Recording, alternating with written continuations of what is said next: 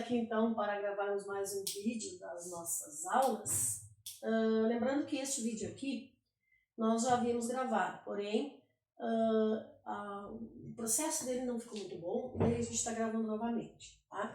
Aqui nós temos a formação das palavras, né? Estrutura e formação de palavras. Lembrando a vocês, assim, ó, que é uma coisa que eu sempre falo em aula para vocês, a questão das palavras. O que acontece? Quando nós iniciamos o curso, bem lá no início, eu trabalhei com vocês a questão dos fonemas e das letras, né? A gente pega as palavras, elas são compostas de letras, de sons, de grafia, escrita, né? E daí a gente tem as letras que a gente junta e forma uma palavra. A partir do momento que eu formei uma palavra, né, eu tenho que fazer o quê? Eu vou combinar essa palavra com outras, né? Por alguma coisa que elas tenham em comum. Daí eu passo o quê? As classes de palavras. Eu tenho 10 classes de palavras. Eu tenho as variáveis e as invariáveis, conforme a gente está trabalhando. A partir daí, né, eu já vou juntar essas palavras em frases. Sendo que frase eu não preciso ter verbo, para ter oração eu tenho que ter um verbo. Continuando com o nosso segmento, que eu sempre digo para vocês assim, ó, que é tudo uma questão, depende da outra. Eu tenho o que depois? Eu tenho a função das palavras dentro das orações. Aí eu tenho a função de cada uma das palavras, quando elas estão em grupos, dentro das orações. A partir dali, eu vou formar o quê? Eu vou formar textos, vou formar períodos. Aí eu vou ter o quê? Período simples, período composto. A partir dos períodos simples ou composto, eu vou ter orações, ou coordenadas ou subordinadas. A partir daí, nós vamos formar um texto. Então, tudo é uma sequência. Tá? E na formação de palavras é um conteúdo bem simples, né? Vocês têm dois processos de formação. Vocês têm a composição e vocês têm a derivação. A composição nada mais é do que eu pegar duas palavras ou mais que já existem e formar uma terceira. Só que aí, assim, ó, eu tenho o processo de composição que eu junto duas ou mais palavras e formo uma terceira, só que dentro do processo de composição eu tenho uma ramificação. Eu tenho justaposição e eu tenho aglutinação, né? A justaposição está dizendo justaposição. Eu apenas vou juntar, vou pegar duas ou mais palavras que tenham sentido, ou mesmo, né, que não tenham sentido, porque podem ser uma preposição, pode ser um pronome, pode ser alguma coisa nesse sentido que não tem sentido sozinha. Mas eu vou juntar e não vai haver a perca de letras, não vai haver a perca de elementos, não vai haver a perca de sinais gráficos. Então, eu vou juntar ponta mais pé, vai me dar pontapé. Eu só juntei aqui, aqui. Eu vou juntar mal mais me mais quer, vai me dar mal me quer.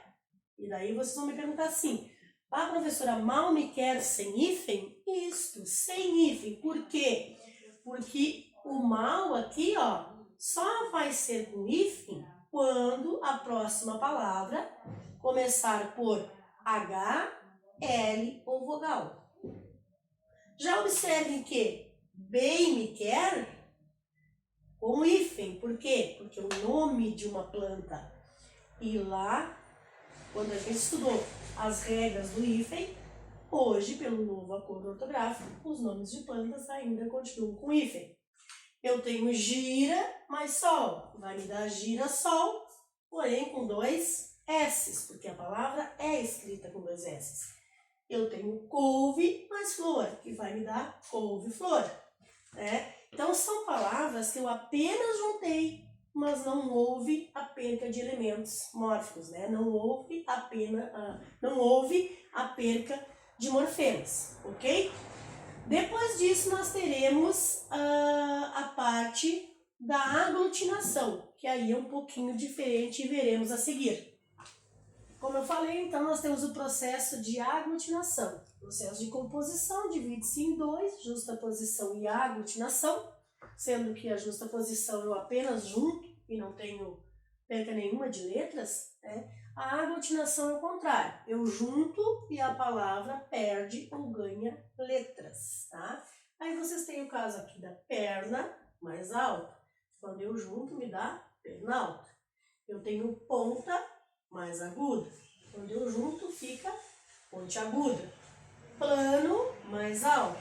Juntando me dá planalto. Vocês observam que há a perca ou o acréscimo de letras, né? Eu tenho rádio mais ouvinte, rádio ouvinte, né? Então assim, ó, aqui nesse processo não basta apenas juntar. Eu tenho que juntar e formar uma nova palavra. Outra mais hora vai me dar outrora. Plano mais superfície vai me dar planície, né? E vinho mais acre me dá vinagre. Observem que essa aqui é bem diferente, né? Porque eu tenho um prefixo aqui, o acre, né? Então é um processo bem diferente. Quando eu tenho vinho mais acre, me dá a palavra vinagre. Continuando então, um outro processo que é o de derivação. Derivação já está dizendo, eu tenho uma palavra primitiva. O que é primitiva? A primeira palavra. A partir daquela ali, eu derivo outras, né? Eu formo outras. Então, eu tenho uma palavra primitiva, a primeira palavra. A partir daquela primitiva, eu vou formar outras, né? Aí eu tenho vários tipos de derivação. Eu tenho a prefixal, que é onde há o acréscimo de um prefixo. O que é o prefixo? O prefixo vem antes da palavra primitiva. Ou seja, vem a palavra primitiva e antes eu coloco um prefixo. A minha palavra primitiva é feliz, leal e braço. Essas aqui são as palavras primitivas. Para eu torná-las com derivação prefixal, eu coloco o prefixo antes e formo uma nova palavra, formando infeliz, desleal e antebraço. Isso é a derivação prefixal, com o acréscimo de um prefixo, né? E aí vocês sabem, se vocês quiserem dar uma olhadinha, deem uma olhadinha, que na língua portuguesa a maioria dos prefixos, ou quase a totalidade deles, são prefixos gregos ou latinos, tá? Deem uma boa olhada lá nos prefixos, o que quer dizer, né? Tem um significado cada prefixo. Depois eu tenho a sufixal, já está dizendo, prefixal vem antes, sufixal vem após a palavra. Continuamos com a mesma palavra, a principal é feliz, leal e casa. Usando um sufixo, eu vou ter felizmente, lealdade e casamento, né? Eu usei 3 sufixos aqui e formei 3 novas palavras. Certo, gente? Depois eu tenho ao mesmo tempo a sufixal e a prefixal. Aqui eu quero que vocês prestem atenção. Por quê? Porque eu tenho ao mesmo tempo o acréscimo de um sufixo e de um prefixo. Porém, né, eles são simultâneos. Mas se eu tirar um deles, né, não me faz falta. Porque eu tenho a palavra primitiva sendo feliz e tenho sendo leal. Quando eu acrescento o prefixo e o sufixo, eu formo uma nova palavra. Infelizmente e deslealdade. Então assim, ó, infelizmente, acrescentei o prefixo e acrescentei o sufixo. Deslealdade, acrescentei o prefixo e acrescentei o sufixo. Porém, se eu tirar o dade, eu continuo tendo uma palavra, né? Se eu tirar o des, eu continuo tendo uma palavra. Então ela tem vida, ela não fica sem sentido. Acrescentei o prefixo, tirei o mente, fiquei infeliz. Acrescentei o sufixo, tirei o in, ficou felizmente. E assim, a próxima que nós teremos agora é a parasintética, que é um pouquinho diferente. Continuando então, gente, como eu falei para vocês anteriormente ali, ó, aí nós temos a prefixal e sufixal, onde se eu tirar o prefixo ou o sufixo, a palavra continua com vida. O que é diferente da parasintética. A parasintética há o acréscimo ao mesmo tempo do prefixo e do sufixo, sendo que dependemos de ambos. O que é ambos? Os dois. É o numeral, né? Então aqui vocês têm a palavra principal, tarde, noite e mar, né? Vocês acrescentam o prefixo, tarde, ser. Acrescentaram o prefixo e o sufixo. Se eu tirar um deles, a palavra não tem sentido. Vocês não conhecem ninguém ou nada com o nome de tarde, né? Vocês não conhecem ninguém ou nada com o nome entardecer. Mesma coisa em noite.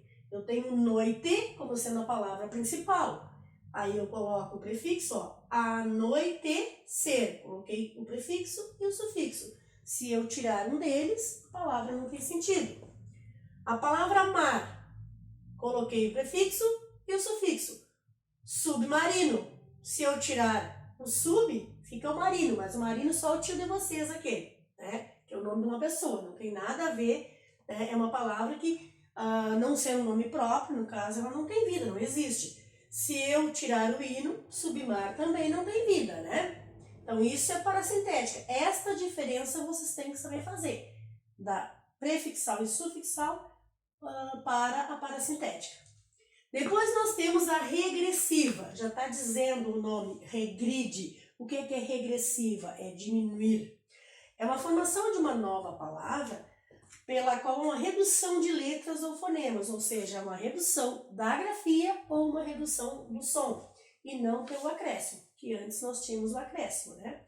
Aí eu tenho beijar, que é a palavra primitiva, é um verbo, né? Quando eu transformo em beijo, além de eu diminuir a palavra, porque eu perdi o R aqui, ó, que é a desinência do infinitivo do verbo, eu transformei no substantivo beijo. Eu tenho agitar, que é o verbo, com desinência do infinitivo, tirei fora o R, ficou agito, que transformou-se no substantivo. Esta aqui, então, regrediu, perdeu letras, tá? Perdeu fonemas, perdeu sons. E a última que nós temos, porque a parte de redução e onomatopeias eu vou deixar para trabalhar com vocês lá nas figuras de linguagem, que a gente tem que trabalhar também. A última que nós temos é a imprópria. Aí é quando eu tenho dentro de uma frase uma palavra que o processo dela muda de classe gramatical. Quando eu digo assim para vocês, toda palavra que tiver um artigo antes torna-se um substantivo. Estou cansada de dizer para vocês, né? Estou cansada de dizer que na língua portuguesa as palavras ora é uma coisa, ora é outra, né? Que vocês sempre têm que olhar no contexto. Então aqui está a prova disso, ó. O caminhar é necessário. Este o caminhar aqui, ó, caminhar é um verbo, né, gente? Mas quando ele está substantivado, por quê? Porque tem um artigo antes, aí este caminhar se tornou um substantivo. Agora, quando eu digo assim, ó, eu irei caminhar, isso aqui é uma ação, continua sendo um verbo. Então, isso aqui eu chamo de imprópria. Por quê? Porque de acordo com a forma que eu vou usá-la, ela vai mudar a classe de palavras. Aqui era o caminhar é verbo, mas quando eu uso o artigo antes, torna-se um substantivo. Então, o caminhar é necessário.